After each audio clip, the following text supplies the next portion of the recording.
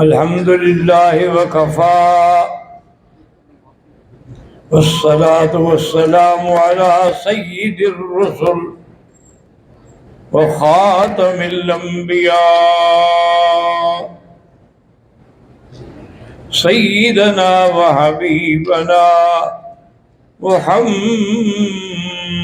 المصطفى وعلى آله المجتبى وأصحابه النجبى.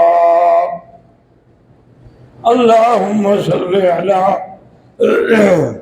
سيدنا محمد النبي الأمي الهاشمي وعلى آله وأصحابه نجوم الهدى. أما بعد فقد قال الله تبارك وتعالى في القرآن المجيد والفرقان الحميد: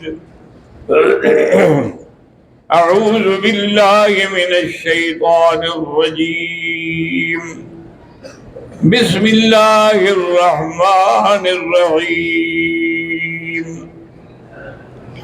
ومن أراد الآخرة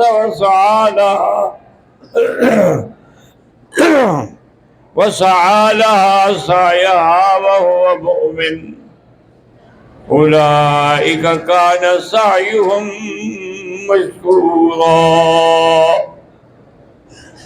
قال النبي صلى الله عليه وسلم: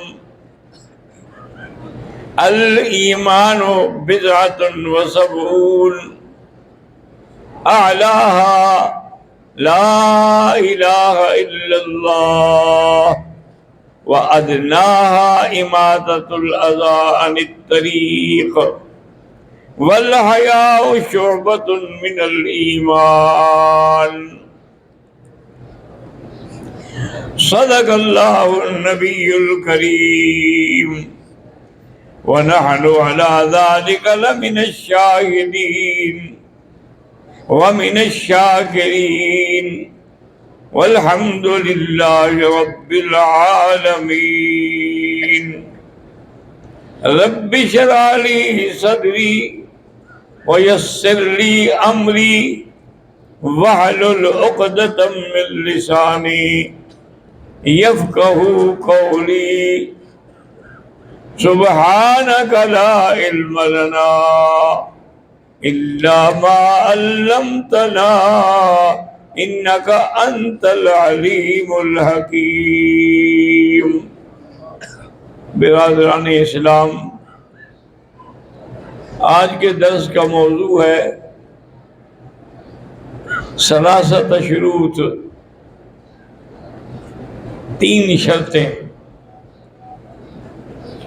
اسی لیے اب جو آیت ہم نے پڑھی ہے اس میں بھی یہی ہے کہ من اراد الآخرۃ وسعی لها سعیها. اراد الآخرۃ سے مراد ہے کہ نیت خالص ہو. سعی لها سعیها سے مراد ہے کہ اس کے اعمال جو ہیں بالکل خالص اللہ کے لیے ہوں. وہو مؤمن، ایمان کی شرط جو ہے وہ تو واضح ہے، کیونکہ اگر خدا نہ کرے ایمان نہیں ہوگا تو پھر تو کوئی عمل بھی مقبول نہیں.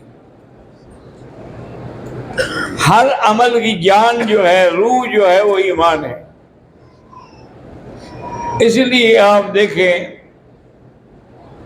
سارے قرآن مقدس میں آپ نظر ڈالیں تو جہاں بھی عمل صالح کا لفظ آئے گا وہاں ایمان پہلے ہوگا. ان الذین آمنوا وعملوا الصالحات اولئک لهم مغفرۃ ورزق کریم. ایمان پہلے، اعمال صالحہ بعد میں. ان الذین آمنوا وعملوا الصالحات کانت لهم جنات الفردوس نزلا. ایمان پہلے ہے اور اعمال صالحہ جو ہے وہ بعد میں ہے، کیونکہ اگر ایمان ہی نہیں ہوگا تو عمل کیسے قبول ہوگا؟ عمل تو مقبول تب ہوگا جب ایمان ہو، ورنہ دیکھیں مشرکین نے کوئی تھوڑے کام کیے ہیں. مشرکین جو تھے وہ حاجیوں کی خدمت کرتے تھے، وہ حرم کی صفائی رکھتے تھے، مینا عرفات کے لیے آسانیاں پیدا کرتے تھے، اور حتیٰ کہ آپ آقا انعامدار سرکار مدینہ کے جو دادا تھے نا ہاشم، ان کی سرید ہاشم مشہور تھی۔ وہ 100 اونٹ روزانہ ذبح کر کے سرید بناتے تھے اور حاجیوں کو کھلاتے تھے۔ سرید جو ہے وہ عربوں کے یہاں بڑا مقبول ترین کھانا ہے۔ اسی لیے ایک حدیث میں آتا ہے کہ میرے آقا نے فرمایا کہ تمام بیویوں کی عزت و شان بیان کرنے کے بعد کہ فضل عائشہ علی النساء کا فضل ثرید علی سائر الطعام، تو آپ نے ثرید سے تشبیہ دی، اس کا معنی یہ ہے کہ ثرید بڑا مقبول کھانا تھا عرب کے نزدیک۔ اور اس کے باوجود بھی اللہ پاک فرماتے ہیں کہ اولئک حبطت اعمالهم وفی النار هم خالدون، اللہ ان کے اعمال جو ہیں ختم ہو گئے، برباد ہو گئے، اور وہ بھی ہمیشہ جہنم میں رکھیں گے، کیونکہ ایمان والی شرط نہیں ہے۔ اگر ایمان کی شرط ہوتی تو پھر اللہ کے ہاں بھی مقبولیت ہوتی۔ اور اسی طرح دیکھیں کہ سب سے بڑی بات جو ہے نا جی، وہ ایک مسجد اللہ کے نام پہ بنانا ہوتا ہے کسی بھی جگہ۔ اور مشرکین مکہ نے صرف مسجد نہیں، اللہ کا کعبہ بنایا، اور اس کے لیے بھی یہ شرط رکھی کہ اس میں وہ پیسہ لگائے جس کا پیسہ حلال کا ہو، اگر حلال کا پیسہ نہ ہو تو وہ ہم شامل نہیں کریں گے۔ خدا کی شان دیکھیں کہ پیسہ ختم ہو گیا، لیکن وہ کمرہ جو تھا کعبۃ اللہ کا وہ چھوٹا رہ گیا۔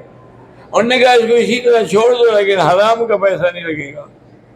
اسی لیے اللہ کو بھی شاید یہی منظور تھا کہ آج بھی وہ حتیم جو ہے یہ وہی ٹکڑا ہے جو ان سے رہ گیا تھا، اس میں اللہ کی حکمت تھی نا۔ اس لیے ایک دفعہ بی بی عائشہ نے عرض کیا کہ یا رسول اللہ صلی اللہ علیہ وسلم، میرا دل کرتا ہے کہ میں کعبے کے اندر جا کے نماز پڑھوں۔ آپ نے فرمایا کیا ضرورت ہے وہاں جانے کی، حتیم میں چلے جاؤ۔ یہ حتیم جو ہے یہ بھی تو کعبے کے اندر کا ٹکڑا ہے، جب وہاں نماز پڑھو گی تو گویا کہ تم نے کعبے میں نماز پڑھی ہے۔ تو یہ ٹکڑا رہ گیا، لیکن اللہ نے ان کی اس محنت کو بھی قبول نہیں فرمایا۔ فرمایا جعلتم سقایت المسجد الحرام سقایت الحاج و امارت المسجد الحرام کمن آمن باللہ والیوم الآخر۔ اللہ نے فرمایا اچھا تم ایمان کے مقابلے پر مسجد کے بنانے کو لا رہے ہو؟ مسجد کا بنانا جو ہے یہ حاجیوں کو پانی پلانا، حاجیوں کو کھانا کھلانا، وہ کوئی ایمان کے برابر تو نہیں ہو سکتا۔ جب ایمان نہیں ہے تو پھر کوئی بھی عمل نہیں ہے۔ اور اسی لیے ایک جگہ قرآن مقدس میں، شاید سورۃ ابراہیم میں ہو، شاید میں بھول رہا ہوں، میرے بھائی ماشاءاللہ بہت اچھے قاری ہیں، تو اس میں اللہ نے 18 انبیاء کے نام کٹھے لیے ہیں۔ 18 انبیاء کے نام کٹھے لے کر اور آخر میں یہ فرمایا ہے کہ وَلَوْ أَشْرَكُوا لَحَبِطَ أَعْمَالُهُمْ، اگر ان سے بھی شرک ہوتا، یاد رکھو انبیاء تو شرک نہیں کرتے، انبیاء تو معصوم ہوتے ہیں، لیکن بفرض محال اتنی عظیم ہستیوں سے بھی شرک ہوگا تو ان کے عمل جو ہیں وہ بھی برباد ہو جائیں گے۔ اسی طرح اللہ پاک نے میرے آقا کو مخاطب کر کے فرمایا وَلَقَدْ أُوحِيَ إِلَيْكَ وَإِلَى الَّذِينَ مِن قَبْلِكَ لَئِنْ أَشْرَكْتَ لَيَحْبَطَنَّ عَمَلُكَ وَلَتَكُونَنَّ مِنَ الْخَاسِرِينَ۔ حالانکہ حضور تو معصوم ہیں، انبیاء ہیں، لیکن یہ اس لیے کہا جاتا ہے کہ اگر اتنی بڑی ہستی سے بھی شرک ہو تو عمل برباد ہو جائے گے، تو تمہاری ہماری کیا حیثیت ہے۔ اس لیے یاد رکھیں کہ ایک صحابی تھے شفیع صبحی ان کا نام تھا، وہ کہتے ہیں کہ میں آیا شام سے، جب میں اللہ کے حرم میں داخل ہوا میں نے دیکھا کہ ایک بزرگ بیٹھے ہیں اور لوگ بڑے ان کے اوپر بالکل چھاؤں کیے ہوئے ہیں، میں نے کسی سے پوچھا کہ بھائی یہ کون؟ انہوں نے کہا حضرت ابو ہریرہ ہے رضی اللہ تعالیٰ عنہ۔ وہ کہتے ہیں میں بھی جا کے بیٹھ گیا۔ جب ان کا وہ درس ختم ہوا تو میں نے ان کے گھٹنوں پہ ہاتھ رکھا اور کہا حضرت میں اس لیے آیا ہوں کہ مجھے آپ مہربانی کر کے کوئی حدیث سنائیں۔ بس اتنا کہنا تھا کہ وہ چیخ مار کے بے ہوش ہو گئے۔ تھوڑی دیر کے بعد حضرت کو ہوش آیا تو میں نے عرض کیا کہ حضرت میں نے عرض کیا تھا کہ مجھے کوئی آقا انعامدار کا فرمان سنائے۔ وہ پھر بے ہوش ہو گیا۔ اس سے حضور کی وہ جدائی برداشت نہیں ہو رہی تھی نے۔ آخر حضور صلی اللہ علیہ وسلم کا یہ مقبول صحابی ہے اور کثیر الروایہ صحابی ہے جن کی روایتیں بہت زیادہ ہیں ماشاءاللہ۔ وہ کہتے ہیں کہ اس کے بعد پھر ذرا حوصلے میں آئے تو اس کے بعد انہوں نے مجھے حضور صلی اللہ علیہ وسلم کی حدیث مبارک سنائی۔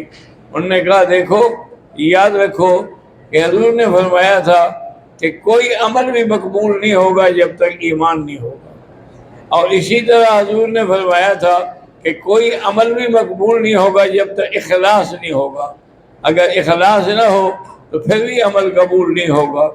اور اسی طرح حضور نے فرمایا تھا کہ اگر اعمال میں کوئی ذرے کے برابر بھی شرک ہے تو عمل مسترد ہو جائے گا۔ اور یہ کہہ کے پھر رونے لگ گئے۔ آخر ہوش میں آئے اور میرے گھٹنوں پہ ہاتھ رکھا اور میرے لیے دعا کی کہ تم شام سے چل کے آئے ہو صرف حدیث سننے کے لیے، تو یہ باقی اللہ تیری اس محنت کو جو ہے قبول فرمائے۔ تو اس لیے حضور پاک فرماتے ہیں کہ من احیا سنتی بعد امامتی فلہ اجر مئۃ شہید۔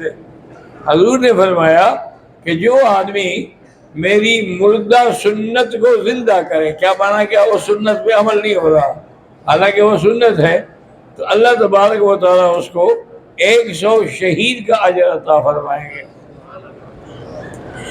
تو اس لیے ہمیشہ کوشش کیا کریں کہ ہمارا ہر عمل جو ہے وہ سنت کے مطابق ہو، حضور پاک صلی اللہ علیہ وسلم کے فرمان کے مطابق ہو۔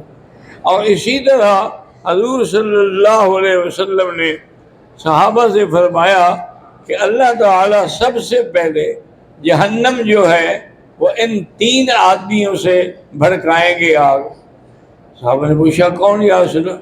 آپ نے فرمایا ایک تو وہ ہے جو لڑتے لڑتے شہید ہو گیا، وہ جب جائے گا اللہ کی دربار میں، اللہ فرمائیں گے ہاں تم نے کیا کیا؟ انہوں نے کہا یا اللہ تم نے مجھے جان دی، میں نے لڑتے لڑتے اپنی جان دے دی آپ کے دین کے لیے۔ آپ نے کذبت عبدی، میرے بندے تم نے جھوٹ بولا ہے، تم نے اس لیے یہ کام کیا تھا کہ تمہاری شہرت ہو جائے، اس لیے تمہارے اس عمل کی کوئی قیمت نہیں، قیمت تم دنیا میں لے چکے ہو۔ اور فرشتوں کو حکم دیا کہ اس کو کھینچو اور جہنم میں ڈال دو۔ اس کے بعد بلایا جائے گا عالم کو، اس سے پوچھا جائے گا کہ تم نے کیا کیا؟ وہ کہے گا یا اللہ میں تو رات دن تقریر کرتا رہا، تبلیغ کرتا رہا، میں ساری دنیا کو دین کی دعوت دیتا رہا۔ اللہ فرمائے کذبت عبدی، میرے بندے تم نے جھوٹ بولا ہے، تم نے شہرت کے لیے کیا ہے کہ میری شہرت ہو جائے، جی بڑا خطیب ہے، بڑا عالم ہے، جی بڑا مولوی ہے، اس سے تمہیں دنیا میں مل گیا ہے، اب آخرت میں تمہارے لیے کیا ہے؟ اس کے بعد پھر حکم دیں گے کہ اس کو بھی جہنم میں ڈالو۔ اور پھر شہید کو بلایا جائے، ہاں بھی تم نے کیا کیا؟ یا اللہ میں نے تو اپنی جان ہی دے دی۔ اللہ فرمائیں گے نہیں، تم جھوٹ بول رہے ہو، تم نے دنیا کو دکھانے کے لیے کیا ہے، حالانکہ مجھے تو صرف وہی کتاب پسند ہے، من قاتل لتکون سبیل اللہ کلمۃ العلیٰ، جیسے اللہ کا کلمہ بلند ہو، وہ تم نے نہیں کیا، لہٰذا تم بھی جہنم میں جاؤ۔ تو اس لیے حضور نے فرمایا کہ یاد رکھو کہ باوجود عالم ہونے کے، شہید ہونے کے، سخی ہونے کے، ان کو جہنم میں جانا پڑا۔ وجہ کیا ہے کہ ان میں اخلاص نہیں تھا اور وہ سچ نہیں کہہ رہے تھے۔ تو اللہ تبارک و تعالیٰ آپ کو بھی اور مجھے بھی اللہ کے راستے میں اخلاص کے ساتھ چلنے کی توفیق عطا فرمائے، کیونکہ اگر یاد رکھیں کہ توحید کا معنی یہی ہوتا ہے، توحید ہوگی تو شرک نہیں ہوگا، سنت ہوگی تو بدعت نہیں ہوگی، کیونکہ ان کا تقابل ہے۔ تو جب تقابل ہے تو پھر ایک ہی چیز رہے گی، توحید رہے گی تو شرک مٹ جائے گا، شرک آئے گا تو توحید مٹ جائے گی۔ اس لیے اللہ آپ کو بھی اور مجھے بھی توحید اور سنت پہ عمل کرنے کی توفیق عطا فرمائے۔